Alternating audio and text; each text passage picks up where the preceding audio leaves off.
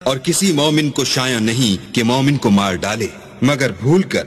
اور جو بھول کر بھی مومن کو مار ڈالے تو ایک مسلمان غلام آزاد کر دے اور دوسرے مقتول کے وارثوں کو خون بہا دے۔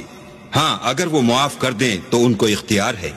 اگر مقتول تمہارے دشمنوں کی جماعت میں سے ہو اور وہ خود مومن ہو تو صرف ایک مسلمان غلام آزاد کرنا چاہیے، اور اگر مقتول ایسے لوگوں میں سے ہو جن میں اور تم میں صلح کا عہد ہو تو وارثان مقتول کو خون بہا دینا اور ایک مسلمان غلام آزاد کرنا چاہیے،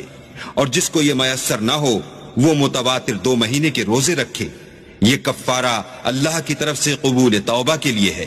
اور اللہ سب کچھ جانتا اور بڑی حکمت والا ہے۔ اور جو شخص مسلمان کو قصداً مار ڈالے گا تو اس کی سزا دوزخ ہے جس میں وہ ہمیشہ جلتا رہے گا، اور اللہ اس پر غضبناک ہوگا اور اس پر لعنت کرے گا، اور ایسے شخص کے لیے اس نے بڑا سخت عذاب تیار کر رکھا ہے۔ مومنو، جب تم اللہ کی راہ میں باہر نکلا کرو تو تحقیق سے کام لیا کرو،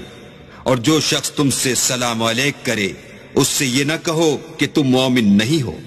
اور اس سے تمہاری غرض یہ ہو کہ دنیا کی زندگی کا فائدہ حاصل کرو۔ سو اللہ کے نزدیک بہت سی غنیمتیں ہیں، تم بھی تو پہلے ایسے ہی تھے، پھر اللہ نے تم پر احسان کیا، تو آئندہ تحقیق کر لیا کرو، اور جو عمل تم کرتے ہو اللہ کو سب کی خبر ہے۔